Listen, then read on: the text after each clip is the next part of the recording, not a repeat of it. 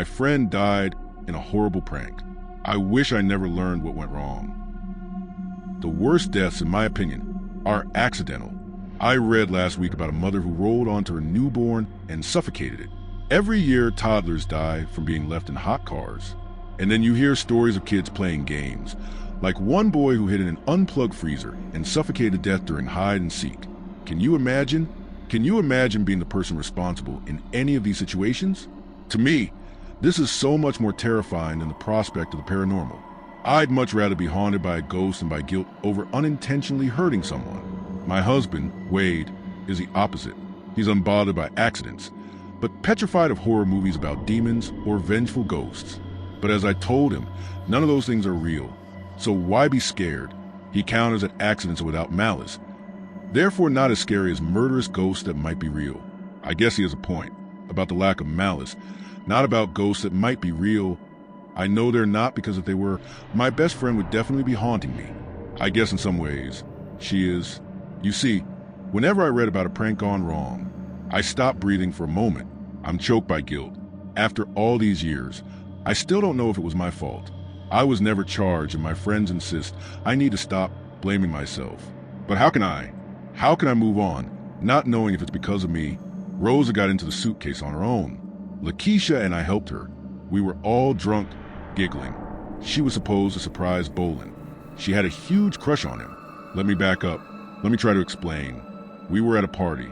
Our friend group had been together for years, and we rented out this lodge. Me, my husband Wade, who back then was just my crush, his buddies Bolin and Tucker and JB, and the girls were my besties, Lakeisha and Rosa and Kay. There were also some other friends who stopped by who we met earlier in the day while hiking. I can't remember their names anymore. What I do remember is that we all had a lot to drink. And Rosa, she was in her flirty phase. Rosa was my best friend, but she wasn't perfect.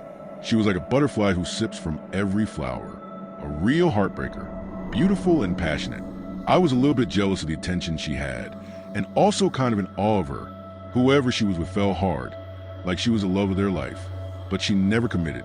She'd been on again, off again with JB, then seduced Wade, which was kind of bitchy because she knew I had a crush on him. She'd even flirted with bisexuality with Kay. Now, her eyes were on Bolin. I forget whose idea it was for her to hide in the suitcase, mine or hers. All the luggage was in the basement, because that's where the boys had put it when we'd arrived at the lodge. Lakeisha said something like, "Bolin's suitcase is big enough to hide a body." And that's when Rosa or me had the idea she'd hide in it. And Rosa decided to spice up the prank by wearing lingerie. When Bolin took the suitcase up to his room and opened it, he'd find a sexy surprise. We were stupid. None of us had good judgment, especially since we were tipsy. Once Rosa squeezed inside, whining about her hair getting caught in the zipper, Lakeisha and I went to go badge the boys to bring everyone's bags to their rooms. I remember Bolin delivered mine. I was staying outside in a tent with Kay. The lodge didn't have enough bedrooms for everybody, and we wanted to sleep under the stars. Kay had no idea about the prank, and was confused when I kept urging Bolin to go inside and check his bag. Winked. After he left, I told her about Rosa, and because Kay was actually sober, she told me to go make sure Rosa wasn't stuck in there. So I checked to make sure the suitcase wasn't still at the bottom of the stairs. At least, I think I did. But I was drunk. While all of us were sitting outside watching fireworks later, I noticed Bolin missing and asked Wade where he went. Bolin had gone up to his room early, since he hadn't come back. Lakeisha and I assumed Rosa was in there with him and that her lingerie stunt had worked. In fact, Lakeisha and I were whispering about it all evening quietly, so as not to make any of the boys jealous. In the morning, when Bolin came down, Lakeisha and I asked him about last night, all smirks. He looked clueless. Then Lakeisha asked where Rosa was, and he was still clueless. But what about his suitcase? Hadn't he opened it? He said someone had shoved all his clothes into the closet in a pile. He wasn't sure why. He assumed he was being pranked or something and hadn't seen his suitcase. "So you never opened it?" asked Lakeisha. Dread bloomed in my belly. Oh God, I thought. Oh God, oh God. Lakeisha was telling him how he'd take his clothes out, and Rosa had hidden inside, hoping to surprise him in her lingerie, and Bolin blushed and said he was gay. Gay? But his coming out to us hardly even registered, because where was Rosa? None of us knew. We quickly went to wake everyone else up, hoping someone had seen her last night. Oh God, oh God, oh God, I checked. Didn't I check? I swear I checked. Prayers ran through my head. But I was drunk. I wasn't sure if I really had. I went downstairs to the basement. There was a suitcase, still tucked away at the bottom of the stairs. It was exactly where we'd left it when we zipped Rosa inside the night before. Nobody wanted to open the suitcase. The boys argued about who had left it there. JB said he'd lifted it, but noticed how heavy it was and asked someone else to take it. Each of them had thought another of the guys was going to grab it. Bolin didn't think to check because he found his clothes piled in the closet. I'm ashamed to say I went outside when Lakeisha reached for the zipper. Wade came out and joined me. He told me dead bodies, gore, things like that scared him. While the others checked the contents of the suitcase, Wade and I sat outside. As we heard the gasps and whispers of, "Oh God," his fingers gripped mine tightly, and I put my head in my hands and sobbed. She'd suffocated, of course, but it had taken a long time.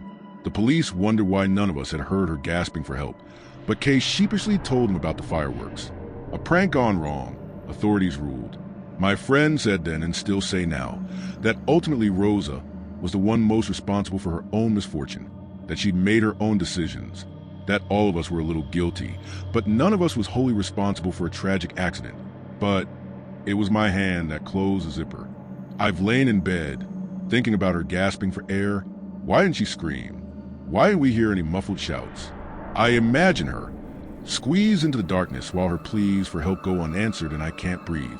But the real reason I'm writing this is because this morning, I saw a story in the news about a woman in her underwear found strangled on the beach. My husband switched away from the reporting, and when I asked why, he looked surprised and said he thought it might trigger me. Why? I asked. It wasn't a prank. I thought it might remind you of Rosa. You know, the lingerie. I suppose that aspect was similar. To be honest, that part of the tragedy had never really stuck with me as much. But now, I think about how we all stopped talking about her afterward. How her death was only a blip in the news.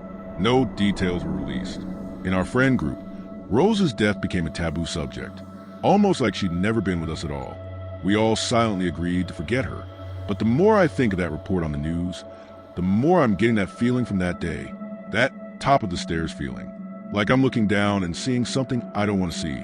That oh God, oh God, oh God sense of impending dread. And I'm about to be sick because Wade dated her, too, and loved her. And I'm more and more certain I looked down the stairs before the fireworks, and there was no suitcase there. And now I'm wondering, if Wade never saw what was in the suitcase, never picked it up or opened it or moved it, how did he know she was in her lingerie when she died?